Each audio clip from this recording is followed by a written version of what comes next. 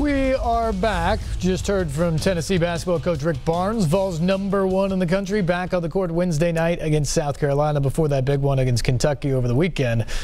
But the Vols are not the only team playing good basketball here in the state.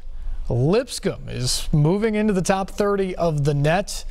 11 straight wins in conference play.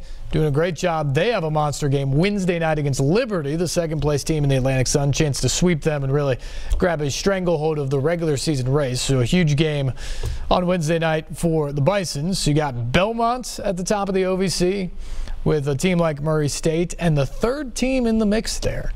The third team in the mix in the OVC is Austin Peay. In its second year under Matt Figger, he's come in and taken that program that really slid in the last couple of years before he got there. He's gotten them right back into the mix. And this year, they're right up there at the top. They lost to Belmont, but went on the road and had a huge win against Jacksonville State. And this week, they've got Murray State coming in on Thursday night. So a massive, massive game for Matt Figger and company. We caught up with the head coach of the Govs earlier today. Now with a lot of teams still that have a shot. Just we got 2.5 weeks to go. Yeah, I got three. You got 6 games this week. Yeah, 6 games. And it's as wild a conference race as you'll probably see in the country right now. With every 3 teams, really 4 teams with a shot at it. Yeah, no. You know, us, Murray, Belmont, Jack State are all right there. Murray's 10-2, Belmont's 10-2, we're 10-2, and Jacksonville State is 9-3. So yeah, it's the last 3 weeks is up for grabs. What are you telling your guys right now with that in mind? Because you know the double bye and the seed. I mean, this league, that's a huge thing. No, it is, but you know, we can't worry about what those other teams are doing. You know, we've got to take everything game by game, day by day, and not get caught up in what's happening. Just, you know, focus on us doing things the right way. What are you most impressed about with your team sitting at 10-2? Well, you know, the fact that we've had to overcome a ton of adversity.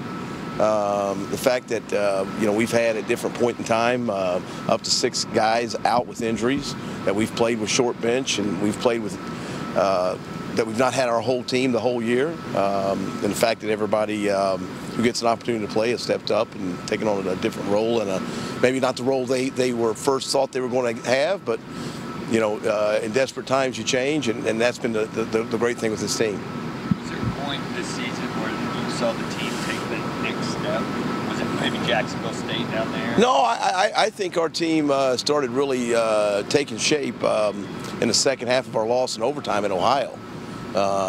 You know, we started getting right with our team, and you know, we made some adjustments, and we kind of changed some of the things we were doing, and from that moment on, you know, from the time we played Ohio, we're like 16-3. So that moment in time, I felt like changed our season. Sure, you have high expectations for you in this program, but are you about where you thought you would be year 2? I'm more worried about, you know, us doing things the right way. You know, I'm not putting timeline on anything as far as, you know, wins and losses. You know, we wanted to establish a culture of our identity of what we want to do with doing, you know, winning in the locker room. Because I think that's where winning starts, is with your team in the locker room. I think you can have a talented team and not get along in the locker room and not be on the same page, not be very good. And I think you can be limited as an individual and be great in the locker room, be a great teammate, and you can achieve more through those type of things than you can with talent. How big is this program? Big is this game for your program to be on ESPN2 and have the biggest rival the school has come out? Well, I mean,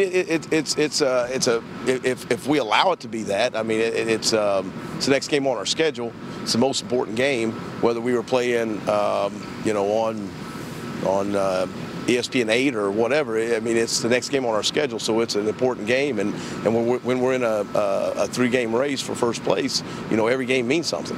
You said there would be nerves this week, though. He was honest with us. I mean, is that something you have to manage this week?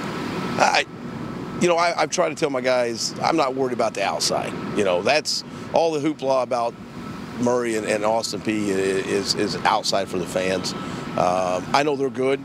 I know they're really good. They do a really good job. I think Matt's done a great job with his team getting better and better because they had to replace a lot last year. And I think he's done a tremendous job. And I think his team's getting better every day. And that's, I'm sure like him, he's more worried about getting better every day and putting yourself in a position to win than the name of the opponent or how big the game is. It's more about if you want to have a chance to win your conference, you got to win your home games, and you know, you try to fight on the road, and we're playing at home. We got to win our home games. You mentioned the fans, though. I'm sure you would expect an atmosphere out here that would reflect the big game like that. Yeah, I'm sure it will. You know, when I took the job, that's been something that everybody worries about is how you shape up with Murray, and you know, that's way before my time. Historically, that's been one of the great rivals in college basketball, and you know, I don't think it's going to change anytime soon. I know we need to win a few more of those. How good is Terry Taylor, in your opinion? I think he's the most underrated player in the league. I know John Morant gets a ton of attention, deservingly so. I know Dylan Windler, we played a couple weeks ago, deservingly so, gets a lot of attention. I think Terry's earned